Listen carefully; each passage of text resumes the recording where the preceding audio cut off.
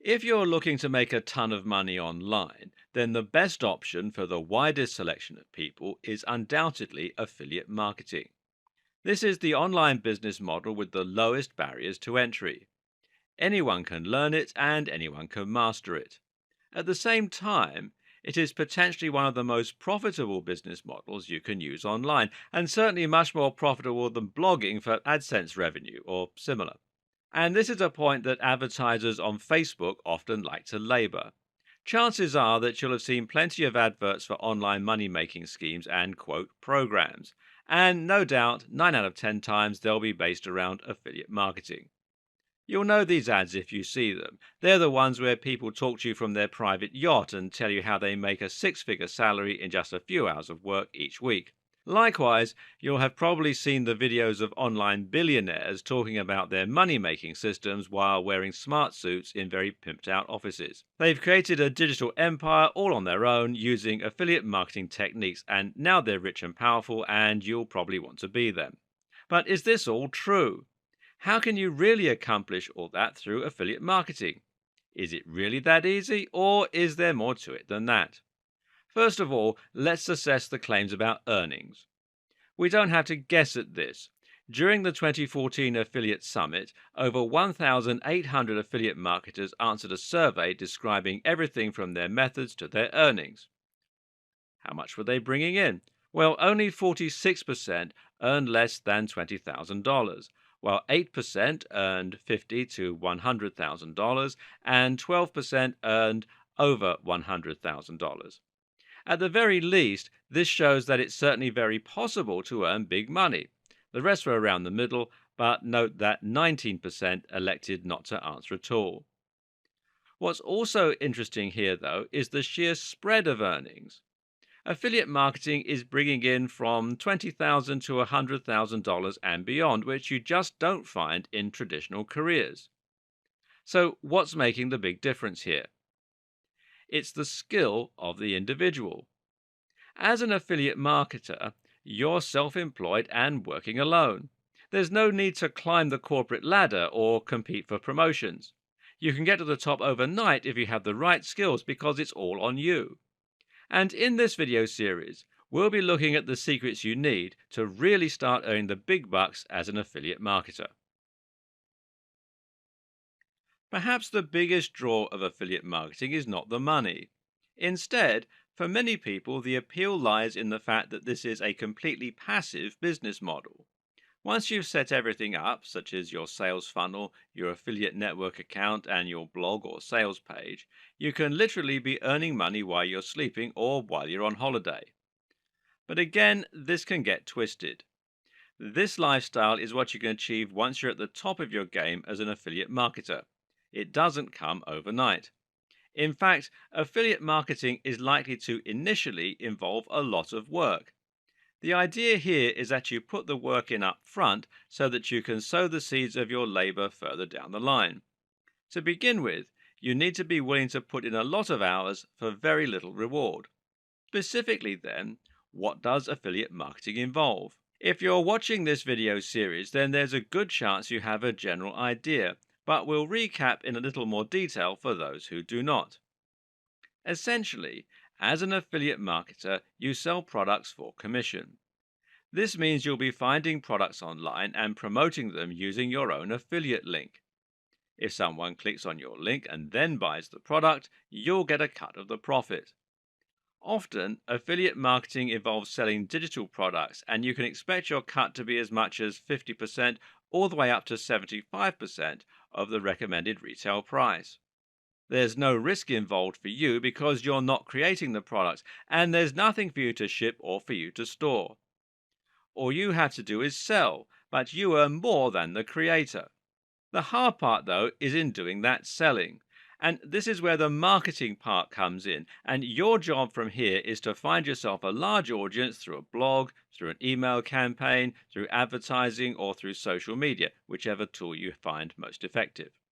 And this is why there's no steep learning curve or barrier to entry for beginners. All you're literally doing is making sure people see your affiliate link. There's no product creation and no investment. You can get started tomorrow in minutes and it won't cost you a penny. If you're a big blogger and you already have an audience of 10,000 readers a day, then you're going to find this very easy. All you need to do is put some very persuasive text on your website, along with the link, and you'll start driving traffic. If this is your first attempt at affiliate marketing, though, then you may well find this process a little more complex and a little more hard going. You now have two options: build your own audience or advertise. Actually, there are other methods and growth hacks which you can use, and we'll come to those later, but for now, this will suffice. If you're going to use the route of paid marketing, that means you're probably going to be using PPC.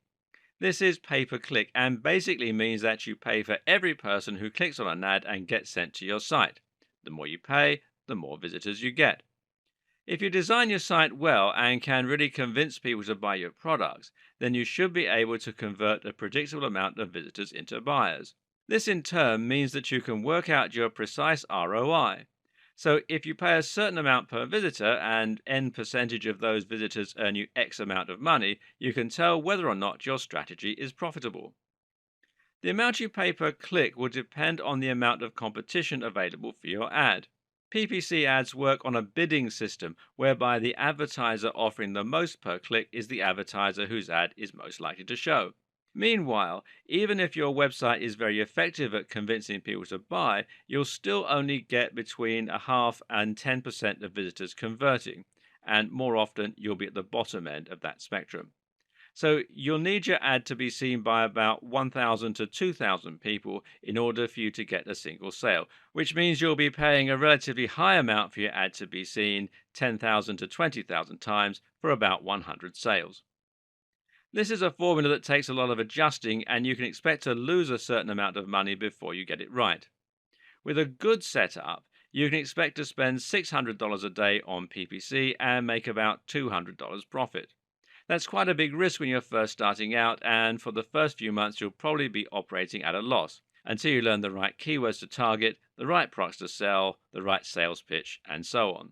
If you don't have that kind of money to play around with, then your only other option is to build your audience naturally over time.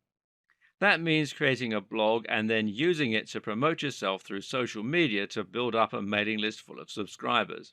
Again, you can't expect your conversion rate to be all that high, and you're going to need about 10,000 views daily to make even close to a full time living. Getting to this point is slow going. You can expect it to take at least a year before you're on 600 visitors a day, and while you'll accumulate exponential growth at this point, it'll still likely be a few years before you're at 10,000. Oh, and at this point, affiliate marketing is anything but passive. At this stage, you'll be investing huge amounts of time into writing compelling blog that people will want to follow, emailing your subscribers, and managing advertising campaigns. It is very much possible to be highly successful at affiliate marketing. You definitely can earn hundreds of thousands from it, and once you're all set up, the money will come in while you sleep. But it also requires a big upfront investment of time and or money, along with the right know-how and strategy. If it didn't, then everyone would be rich, no one would work for an employer, and the economy would have collapsed. So it's a good thing, really. That last video wasn't intended to depress you, and hopefully you haven't turned off the computer and abandoned all hope at this point. This is simply a reality check. All it means is that you need to set out with not only the right approach, but also the right expectations. Don't go into affiliate marketing thinking you'll be a millionaire overnight, because you'll only be sorely disappointed, and this will lead to your giving up. Instead, understand that this is a slow process and that to begin with, it's not going to be your sole income. The way you can get around this is to make affiliate marketing into a kind of a hobby on top of your regular job. Or you can set up some different alternate online business model in order to earn money that you need to invest into affiliate marketing and in order to find the time necessary to be working on it. Now, this might seem like a lot of work, but if you can find the time in the evening to upload 3 articles per week and do a little bit of marketing, you should be able to make some steady progress. If you can invest 3 hours a week, this will likely be enough. And while you won't be rich, the rewards for this will still be impressive. Now, let's say you start making one sale a week at $40 profit. You're not paying for advertising, but rather building your blog organically. This now means you're making an additional $160 per month. That in turn is an impressive $1,920 on top of your regular salary. In other words, it's easily enough to enjoy a free holiday or to buy yourself a nice computer and some new clothes. This will accelerate pretty fast, earning you $3,000 or $4,000 over the year. Even if you never progress beyond this point, you've now massively increased your annual salary and can now live a completely different lifestyle. You'll have financial security, a backup in case you ever find yourself unemployed. And what's more, if you've chosen to sell products in a niche you're interested in, then you'll be able to do all of this while essentially enjoying learning about a subject you love. As you build a big audience, you'll find it's highly rewarding becoming an authority in that area and having fan mail and a huge captive audience. Keep it up, and eventually you can start earning millions while you sleep. Just make sure that this isn't your initial goal. Initially, your goal should be to earn some nice supplementary income. This might sound trivial, but really it isn't. Starting out with the right expectations and intentions will be the difference between giving up and enjoying a great career ahead that eventually sets you free. That is the first and most important secret to affiliate marketing. But the rest are going to help you accelerate your progress with growth hacks and other techniques.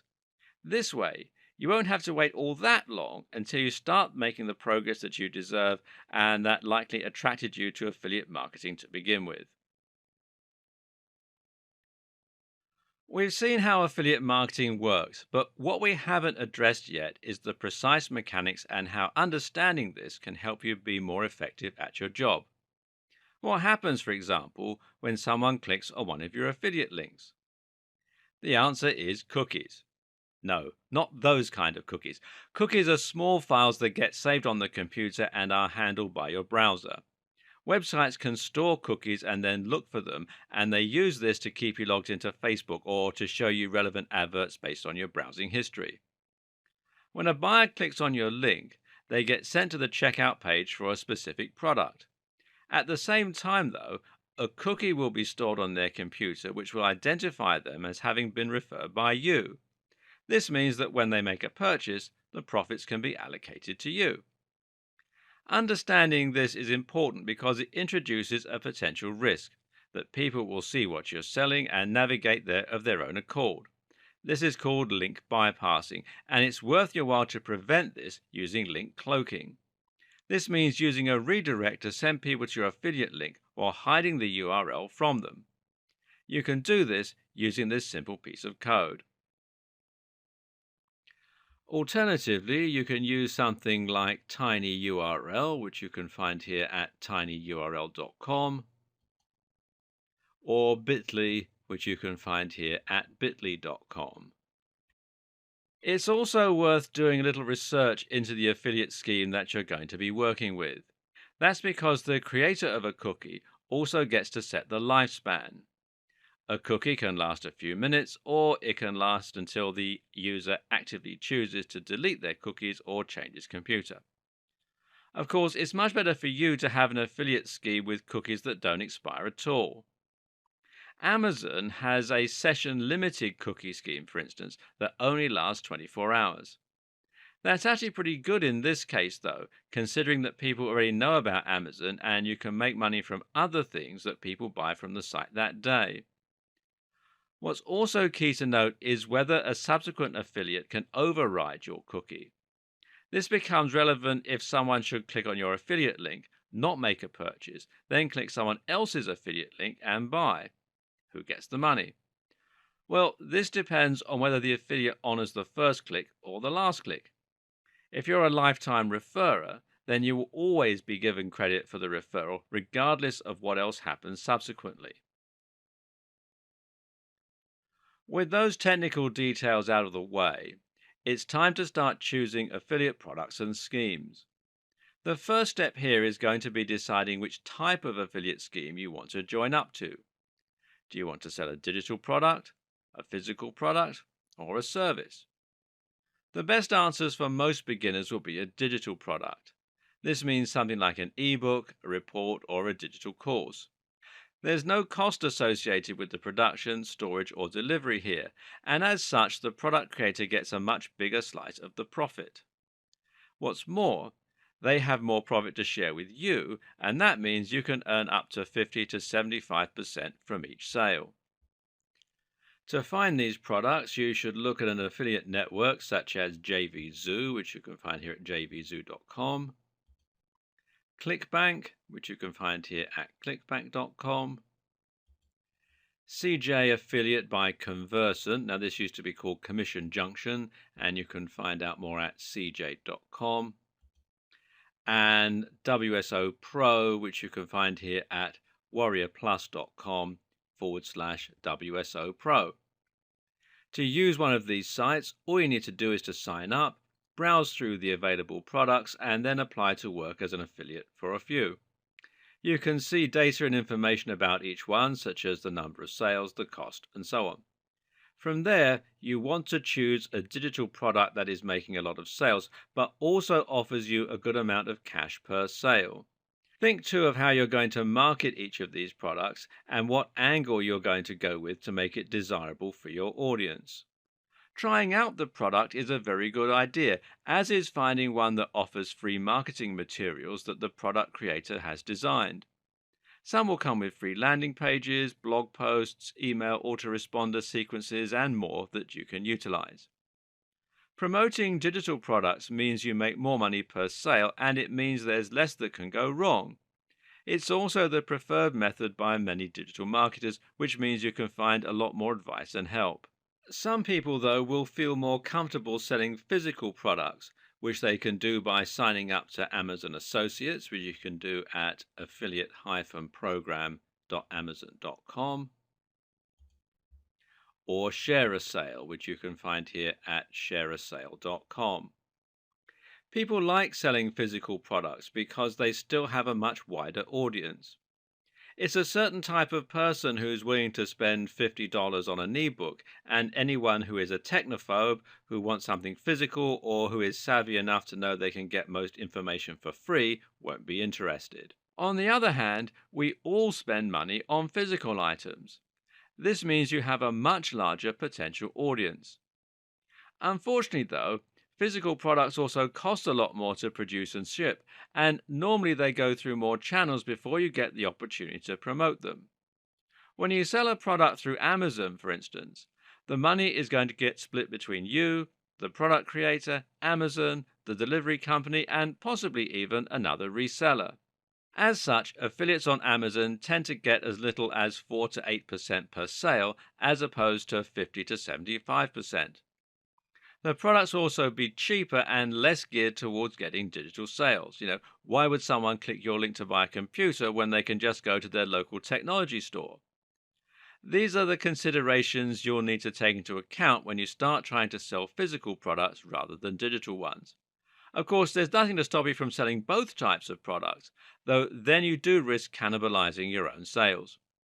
Ultimately, it makes more sense to start with digital products because you can make a bigger earning from fewer sales. When you're not yet getting the sheer volume of visitors you need to make hundreds of sales, selling digital products is still the quicker route to making more money. Finally, you can look at selling services or memberships. These will often provide you with what are known as lifetime commissions. For instance, if you can get people to sign up to a gambling site, then you might be able to earn commission from them for the lifetime of their membership. Get enough of these and you'll be set for life. But, of course, there are unique challenges here too. There are far fewer of these sorts of affiliate schemes, for obvious reasons, and normally the best way to find them is to visit the sites in person. This means you can end up with lots of separate accounts, and in turn, things can get a little fiddly. This is more complex and perhaps not a great starting point for a complete beginner. Something else to consider when choosing an affiliate product is whether it's something that you will be able to sell. Not only must it be possible to sell generally, but you also need to be able to sell it personally. That means that ideally it should be on a topic that you find interesting and that you know how to sell. When creating a blog or building a mailing list, You will usually need to write a lot of blog posts and emails on the topic of the product in order to build trust, provide value, and offer a reason for people to come to your website in the first place. If you aren't careful and you choose a subject you know nothing about, you'll quickly find this tiring and boring, and you'll again be more likely to quit. What's more is that readers might be able to tell that you aren't, in fact, an expert on the subject, and this will undermine the points you make and leave your readers less inclined to trust you. At the same time, you also need to think about the advantages that are unique to you, such as any routes to market you might have. A route to market is any direct link you have with a potential audience, such as a blog or a magazine. If you already have a blog, then of course you need to choose a product that your readers will find interesting. But you might also have some additional routes to market. For instance, think about your contacts. Do you have the email addresses of any top bloggers? Are you friends with the editor of an industry magazine?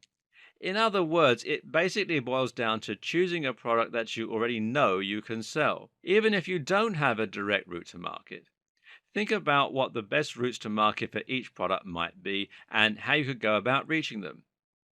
Don't choose a product and then think about how you're going to sell it. Choose the product because you know you can sell it. We'll be talking more about this later in the video series. Likewise, another consideration you will have is whether to pick a big niche or niche or a little niche. Of course, every internet marketer knows that your niche is your industry, which at the same time will dictate your subject matter. So, if you're selling an ebook on getting abs, your niche and your industry are fitness. On the other hand, if you're selling an ebook on making money online, then your niche is online business. Making money online is actually the biggest niche you'll find when it comes to digital products with affiliate schemes. In fact, Warrior Plus is entirely dedicated to digital marketing products. Meanwhile, just behind digital marketing as a popular niche are the fitness and online dating niches. This is a good thing because these are proven niches. People are happy to spend money to make money, and they'll also spend money to look and feel better or to find love. These are also subjects that appeal to everyone, so if you're looking for a product with a proven track record, it will likely be in these areas. But there's also a problem here. These areas are highly competitive and oversaturated for the same reasons. If you want to reach this audience, then you're going to need to spend more money on PPC advertising as you'll be bidding against more competitors. Likewise, if you want to create a blog, you'll be competing with a much larger number of other blogs for the top spot on Google and for readers. Conversely, if you create a blog on Super Meat Boy, then you'll be among maybe 2 or 3 other fan sites, and you'll find that you can quickly get seen by pretty much your entire audience. Likewise, you'll probably be able to advertise on Google or Facebook for these terms without spending much money. The same goes for writing about a specific job or profession. If you're selling an ebook on stage lighting techniques, then you'll find it much easier to reach those professionals without spending vast amounts of money.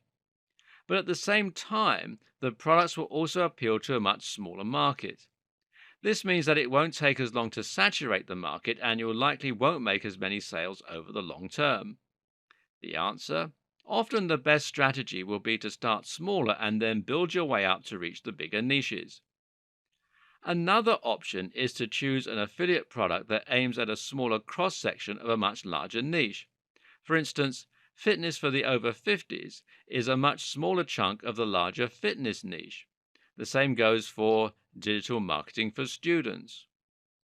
One more consideration, though, is who the target demographic is and specifically how much disposable income they have. In this regard, aiming at the over 50s makes more sense than aiming at students. Something you might be asking yourself at this point is why a digital product manufacturer would be willing to give away 75% of their profits. What's in it for them? To understand this, it's worth considering the power of scaling up. Sure, they're only making 25% per sale, but if they have 20 affiliates selling 100 copies of their item a day, they're still going to make far more than any of those individual affiliates. More importantly, they'll be able to earn much, much more than they would selling the product on their own.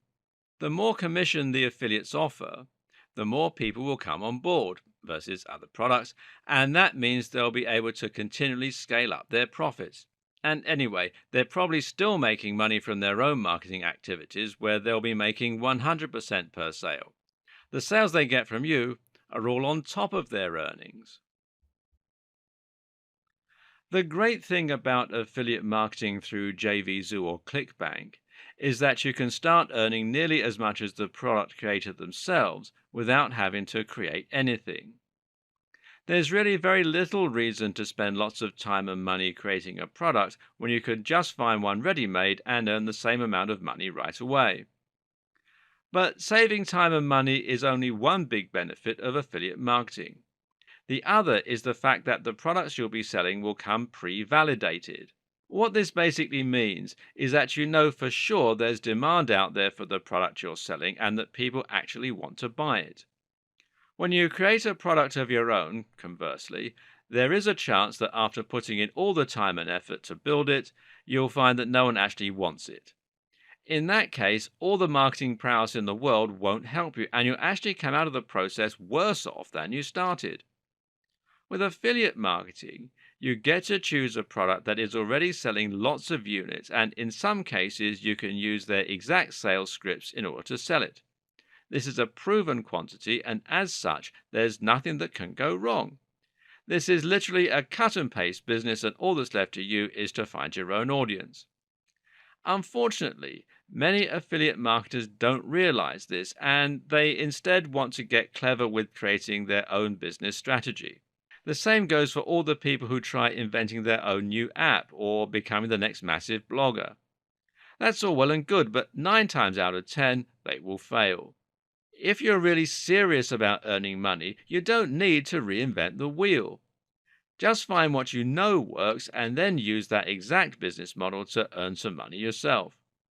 This is the smartest way to start making lots of money as an affiliate. Find what works and then go with it. Don't try to be clever. Once you've had some initial success and earned some cash, then you can look at creating your own product or changing the world. For now, settle for earning money in a tried and tested manner, quickly and efficiently.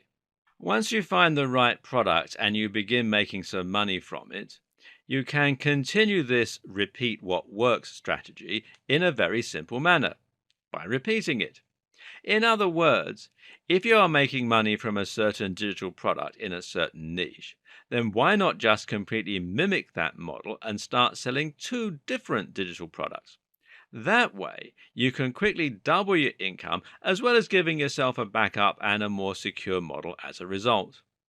Alternatively, you can just start spending more on your PPC ad campaign to drive more traffic.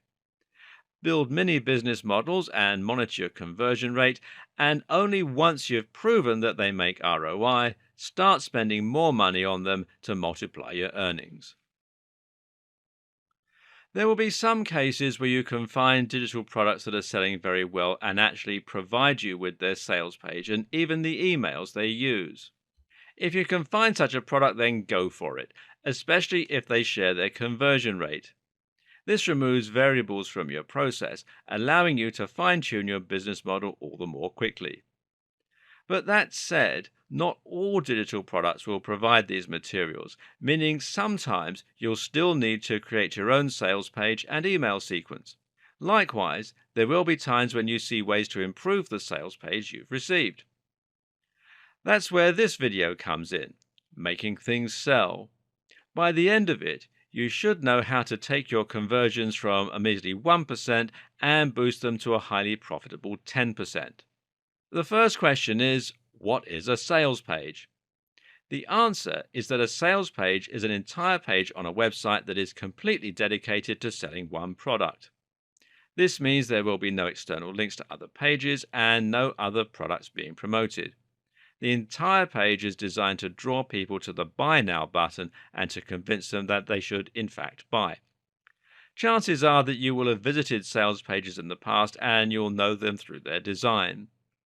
These pages are generally vertical and have a very thin passage of text that encourages a lot of scrolling.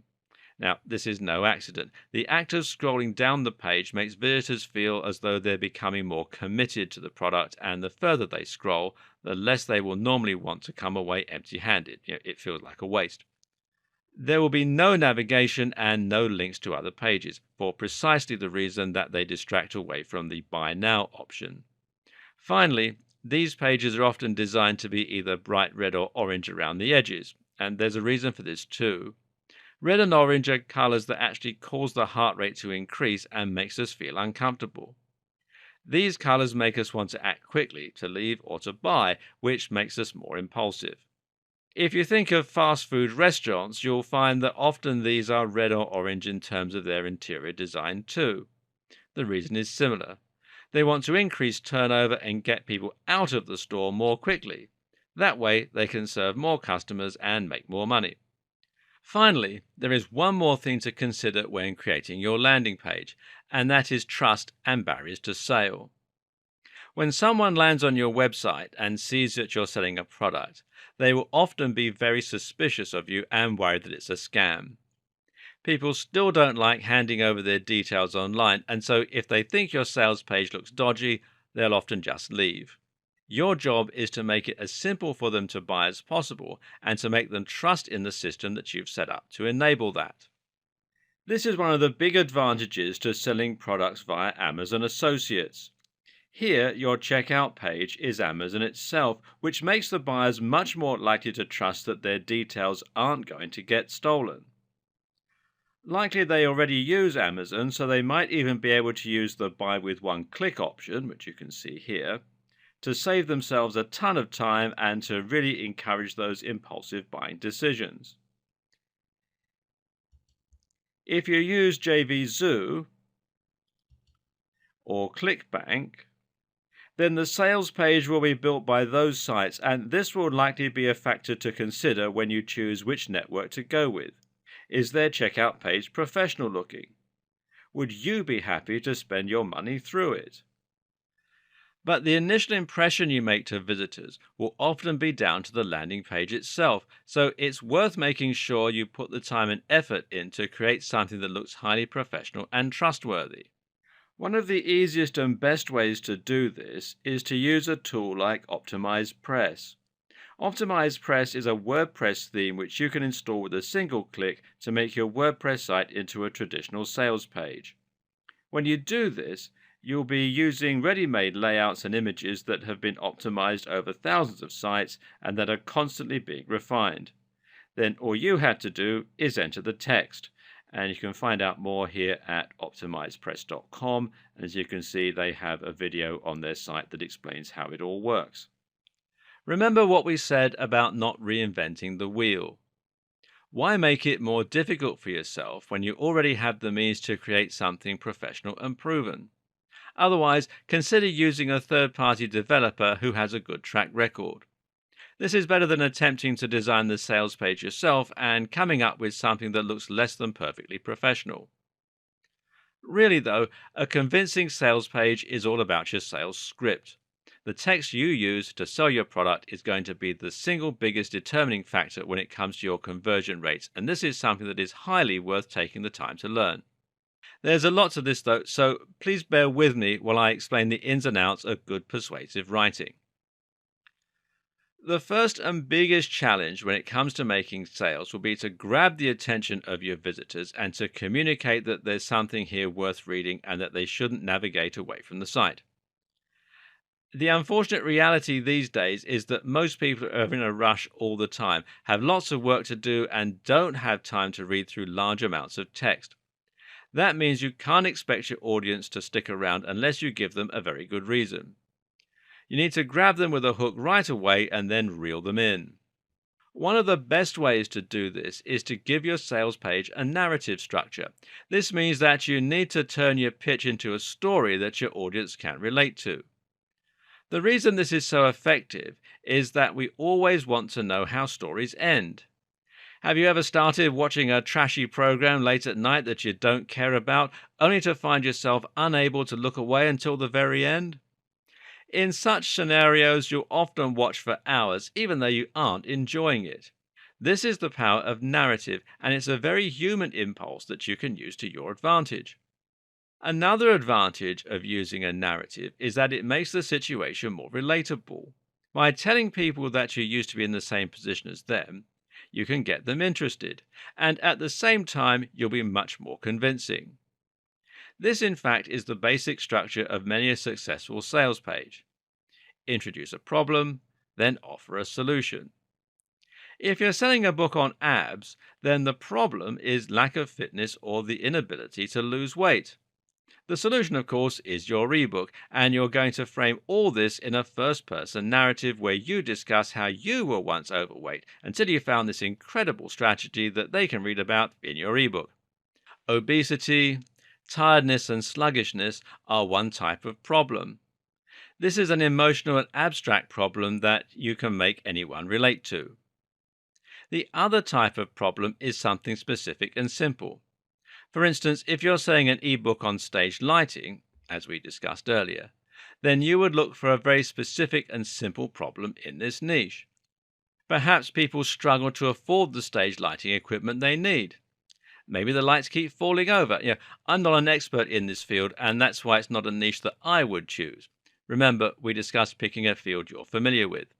Anyway, the point is that selling a product which answers a very specific need is always a good strategy, as it simplifies your job to finding people who have that problem. This should come into play when you pick your product. Find a product that solves a clear and easily defined problem. The other things that grab attention are bold statements and rhetorical questions.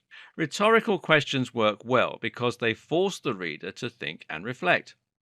This means they can't just glance over the text and not take it in, but now have to actually engage with it and think about what it means for them. Bold statements, meanwhile, grab attention simply through their brazenness. This could mean that you open up with an unbelievable figure or with a controversial claim. You can then explain yourself later, but initially, this is a great way to get people to stop what they're doing and read. Just as you need to quickly grab attention, you also need to make sure that you hold it and don't let it go, even for a minute. This is where flow comes in, and it's very important to make sure that your text flows smoothly and without obvious breaks. The text should be so compelling that it pulls the reader in from one line to the next without giving them the time to think to leave. This is another reason for the long, narrow design that so many sales pages use. It naturally encourages flow. The same is true with short sentences and lots of space. Ideally, you want to make your content as skim-friendly as possible, especially considering that most web users skim and don't read. You do this by spacing out your text, but also by using lots of headers. In fact, it's generally considered good practice to write your headers so that the entire narrative of the text can be discerned simply by reading the headings. This is also a reason that sales pages will often underline and bold sections. A massive, dense block of text will always be off-putting and hard to read by someone in a hurry. On the other hand, though, imagine a text that spaces out its sentences, that uses a lot of bold statements, and that engages the user with a strong narrative and rhetorical questions. How much more effective might that be? See the difference? Another consideration when it comes to flow is maintaining the interest of your audience and ensuring that your content is never dull or boring. If you start repeating yourself or if the quality of your writing drops, you can lose your readers. A good solution here then is to read the text through yourself and to get other people to, and then identify the points where you occasionally lose interest. Once you do, just fix that section by spacing it out or using more interesting language. Finally, you can also make sure you hold attention by directly addressing the concerns of the reader. The big problem you're contending with here is people saying, yeah, but. If they've heard your pitch before, then they'll be cynical and they won't engage with what you're saying. That's why it's your job to anticipate the problems they'll have and then answer them before they become an issue. That's why you'll often encounter the "I know what you're thinking" line. I know what you're thinking. This is just another training program that you'll never complete. You've tried countless just like it, right? What makes this one any different? I had the exact same thought, but see, that's where brutal ab training is so effective because it works so quickly and because it's such a fun challenge, it's incredibly easy to stick to. Now, that last paragraph would be very effective at convincing people that your product isn't just like every other. But if you want to take it one step further, you can also reference statistics or authority figures. While we all know that statistics are remarkably easy to manipulate, this doesn't prevent them from being very effective tools for persuasion. Follow that last statement up with a statistic, then you make it much more believable and convincing. For instance, because this works so quickly and because it's such a fun challenge, it's incredibly easy to stick to. Maybe that's why the program has a success rate of 95% over 3,000 users. Equally effective would be to quote an authority in your field, as this can similarly lend weight and credence to your statements. Even just quoting a user can be effective, especially as social influence plays such a big role in decision making. If you have quotes from a bunch of people singing the praises of your program, then it not only makes the program sound effective, it also makes it sound like something that's new and exciting that everyone is trying. In turn, that greatly increases the desirability associated with it. Most important of all, though, when it comes to your sales page, is to keep in mind your value proposition. A value proposition is essentially the thing that you're promising to do for your buyer via the product. This is what gives the product its value. This should be at the forefront of your sales pitch because it's what will give the product you're selling its emotional hook. And most things that we buy are based on emotion rather than logic. The old saying goes that you don't sell a hat, you sell a warm head. It's much easier to sell a warm head because a cold head is a problem, and a warm head is something that will make people happier and make people comfier. Likewise, if you're selling an ebook on fitness, then you aren't selling a book. Instead, you're selling fitness, you're selling confidence, and you're selling a better love life. These are all valuable things that having apps provides you with. Selling a book on making money online? Then you're really selling financial freedom and freedom from debt or money problems. This is incredibly important as it ultimately is what's going to get your readers to really want your products rather than just being interested. This creates the emotion that will lead to the snap decision to buy, as long as you've made your sales page look professional and you've provided lots of opportunities for people to click your call to action button. When you get people reading your sales page, you're really trying to stir up a nice little neurochemical cocktail in their brain. You want to get them to focus with your bold statements, your narrative structure, and the problem you've outlined that needs to be solved. You've then focused on the value proposition and you've got them imagining what life would be like with those abs or with all that money. This then creates a real sense of desire and makes the reader feel as though they must have the item you're promoting. Finally, you're going to create anxiety. The anxiety comes from the thought that the product won't be around forever and that it's going to disappear or go up in price. You actually have no control over whether that's true as an affiliate, but that doesn't mean your sales page can't vaguely allude to the idea that the product won't be in stock forever or that the price will likely go up in the near future. This creates urgency, and that in turn prevents the user from wanting to leave the site and think about it. You need to make sure they act now rather than later. You can do this by offering a limited time discount. Some affiliate schemes give you flexibility over the pricing. Or by saying there's only a limited stock and thereby creating scarcity. And this also makes the product seem more popular. Now you'll get that knee-jerk sale that you're looking for. Finally, you should also try to remove any risk associated with the product. This is important because human beings are naturally loss averse. This means that we are more motivated by avoiding loss than we are by achieving gain. So if you let someone play a game where they had a 75% chance of earning $100 and a 25% chance of losing $20, they may still not play. When we're buying, this comes into play if we think the product might be low quality or if we think it could be a scam. That's why you should always offer a 100% money-back guarantee. Better yet, consider offering a try before you buy. All the big affiliate networks offer the former, while there may be ways you can provide the latter, giving away the first chapter after checking with the product creator, for example. Either way, this will help you remove any reason that the reader has not to buy. Of course, your sales page is only one place where you can promote and sell affiliate products.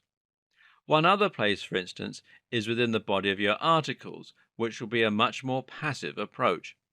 So, for instance, if you're running a blog and using this to create a big audience that you can drive to your sales page, you can also use those blog posts to make your sales. All you have to do is embed URLs within the body of those posts. Here, you might just mention how X product is really good for whatever you're writing about, and then leave the link there for the reader to click. If they're really interested in your content and you're doing a great job of demonstrating your knowledge and making it exciting, this can lead to a few extra clicks. This is actually an exceptionally good strategy to use when selling physical products as an Amazon affiliate, and here you can leverage the reader's curiosity. So, for instance, you might write an article on certain dating and mention how some people even use pheromones or oxycontin sprays in order to make themselves more appealing. And of course, here's a great product to check out. Clearly, this is something people might click on just out of sheer curiosity, even if they don't intend to buy. But because Amazon has a 24-hour cookie, you can then make commission on anything that they might subsequently decide to buy on the site, even if they come back later of their own accord. Likewise, you can use links to physical products in blog posts and then actively sell them. A lot of bloggers will make their main income from reviewing Amazon products and then linking to them. For example, many people will read reviews of laptops and other tech before they buy. If they follow your link out of sheer convenience after reading your comments, this can result in a big chunk of cash. Something else that lends itself very nicely to affiliate marketing is email marketing. Simply build a large mailing list from your blog and then pitch products to them. Of course, you'll need to create a compelling blog and give your readers a good reason to subscribe in order to build a large enough list. Once you've done that, though, you'll have direct access to a huge audience of people who trust you and who actively gave you permission to contact them. You can now carry out your sales copy over the course of several emails. While also providing value via tips, entertainment, or general information, you can begin building interest and anticipation for a product. The great thing about this is that your audience will have to wait before you send them the call to action before they know how to buy. People always want what they can't have, so if you do this well, you can build excitement for a product of fever pitch before making your move. Believe it or not, you can even use affiliate marketing in person. Alternatively, you can do it by posting flyers, just as you might do if you were selling a product or service on a commission as an employee. Here you just need a simple URL that people can type into their browser. Now, this could be achieved using link cloaking or using a sales page of your own creation. From there, you can then add the link to the flyer and hand it out to people in the street, post it through people's doors, and so on. You can even do a pitch in person to explain why the product is so good. This strategy works particularly well for lifetime membership programs. For instance, if you can find a bingo site with an affiliate program, print off some flyers, and then hand them out in an area with a large elderly population, you can quickly get some people to sign up who will subsequently earn you an income for the entire time that they're members. Notice how different strategies work better for different types of product and for different demographics? Once again, the key here is to have synergy between your product selection, your own blog, and your routes to market. Think of everything before committing to your chosen first product. As I mentioned in the last video, there's a good chance that whoever you are, you will have at least one good route to market. Often it's just a matter of thinking hard enough. In fact, you might have several routes to market staring you right in the face, routes you might not have thought about until now. For example, it might be your friends. Now, let's say you're marketing to the gardening niche and that you know someone who runs a magazine on gardening with a readership of 5,000. This is a fantastically easy route to market for you, especially as there's probably a website with a forum involved too. Just ask nicely and see if they will cover your story. They should say yes, as this is a win win situation for you both. They get content and you get exposure. Another example might be your old college paper. If you're alumni from a university with a particularly big fashion department, then this could be the perfect place to sell your ebook on getting into the fashion industry. Essentially, this is a form of influencer marketing, with the only difference being that you're aiming for an influencer you already know versus desperately trying to find one. Plan B: try desperately to find one. Another great way to accomplish the same thing as I've just mentioned is to simply find an influencer that you can work with and then simply reach out to them. You can either pay them to give you a shout out or you can do something in return as a favor. A great example is to write a guest post for a blog. This is a strategy commonly used to build links to a website, but it can actually be just as effective when it's used as a way to get direct sales. Find a blog that accepts contributions from other writers, then offer to write them an article for free that they can publish on their site in exchange for including a link to your website, which is just a landing page with your affiliate product. If you can get on a blog with hundreds of thousands of people reading, then you can potentially get your link seen by thousands overnight, which could be enough to fix you up for life. Yes, sometimes it really does come down to that one link and that one key site. So, how do you reach these big influencers who are leading your niche? There are two strategies that actually work. The first one is to interact with them in person. Go to networking events or even hire their services. Either way, create an actual relationship in person. And the second is to build your way up. Don't approach Tony Robbins when you only have a readership of one. Instead, aim for someone much smaller and then gradually look for bigger and bigger affiliates. This way, you should always be on the level with the person you're asking for help, which means there's much more likely to be something in it for them as well as for you. It also means that you're less likely to get laughed out of their inbox. The strategies we talked about in the last video are what's known in the industry as growth hacks. That is to say, they're techniques you can use to quickly increase your exposure to a much wider audience rather than to grow slowly using the normal trajectory. More often, though, you'll find yourself taking a more straightforward approach of gradually rising through the ranks via SEO, that's search engine optimization, social media, and content marketing. The key here is content marketing. Content marketing means simply creating lots of value on your website by writing high quality blog posts, articles, and features. The objective here is to give people a reason to visit your site, and content is the main reason we visit any website on the net. At the same time, though, your content is what's going to demonstrate your knowledge and your know how. You can use this in order to build trust and authority such that any products you recommend will be more likely to be taken seriously by your audience. This is also what will encourage people to sign up to your mailing list and make other affiliate marketers want to work with you. Generally, this is what will help you go from 0 viewers a day to 10,000 viewers a day. Make sure that your content is long enough to offer real value, and that means around 1,800 words according to research, and that it's unique and engaging. You can't write articles that are derivative and old hat and expect people to rush to subscribe to your mailing list. Another tip is to make sure that you're putting in the time and effort to create as much content as possible. The key here is that in order to make a full-time living from a blog, you need to treat it like a full-time living in terms of the work that you put in.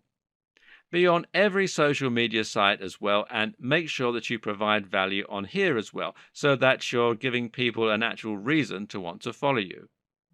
Do this consistently, and you'll gradually build an audience who trusts you and that you can sell to time and time again. In terms of PPC, and that's pay-per-click advertising, there are two main networks that you'll likely choose from. These are Google AdWords and Facebook ads. The former lets you place your adverts alongside specific searches right on the SERPs, that's search engine results pages. The latter allows you to show ads on users' home feeds. The great thing about both these types of advertising, other than their pay-per-click nature, is the fact that they let you carefully target a very specific type of visitor. Seeing as you pay for each click, your objective is not to get as many people as possible to go to your website, but rather to make sure that only the people most likely to buy from you see your ads and click on them. On Google AdWords, you accomplish this by targeting phrases that only your potential buyers would search for. So, if you're selling a book on getting abs, you might target phrases like how to get abs, but use Google's negative keywords tool to filter out anyone who used the term free, seeing as they're not looking to buy anything. You would then put the price of your ebook right in the description alongside your ad, so that only people who are likely to buy from you will consider clicking it, thereby improving your ROI. On Facebook, you can do something similar by targeting your readers based on their age, their sex, their location, their job, their hobbies, etc. This means that if you're selling an ebook on wedding planning, you can target specifically women who are engaged. Again, this greatly reduces the number of people who will click on your ads but won't be a potentially relevant customer. Once more, your key to success is to think of all this when you choose your product. Ask yourself, how easily can you target your visitors? So there you have it, everything you need to know to be much more effective at affiliate marketing than about 90% of people who get into it. We've covered a lot of information and a ton of secrets, but all in a rather dense manner. To finish then, let's highlight just a few of the biggest and most important tips that we've gone over. First of all, affiliate marketing takes time. To be successful at affiliate marketing, you need to approach it with the right expectations and intentions. To start with, aim to earn some money on the side. Don't think you'll be a millionaire overnight, but that's okay. Aim to supplement your income doing something you love, and in time, you'll start making your riches. Secondly, copy and paste your business. Don't reinvent the wheel. Keep it simple as much as possible. Choose a digital product that has lots of proven sales and use the exact same business model as far as possible to benefit from that proven success. To scale, just rinse and repeat. Start small and climb the ranks. If you don't have lots of money to invest in PPC, then aim for a smaller niche to begin with. If you can find an affiliate product aimed at a particular industry that solves a specific problem, for example, this will often be a great place to start. Then you can reinvest the money you make here once you've saturated that smaller market. And finally, think about how you'll market before you choose the product. Don't pick a product and then worry about how to reach an audience. Instead, pick a product with an idea of how you're going to sell it. What is the value proposition? What routes to market do you already have? How easy is it to target the specific demographic? Use these strategies, be consistent, and you'll find that affiliate marketing really can make you rich and allow you to earn an entirely passive income. Stick with it, enjoy it, and it will happen. And I wish you every success.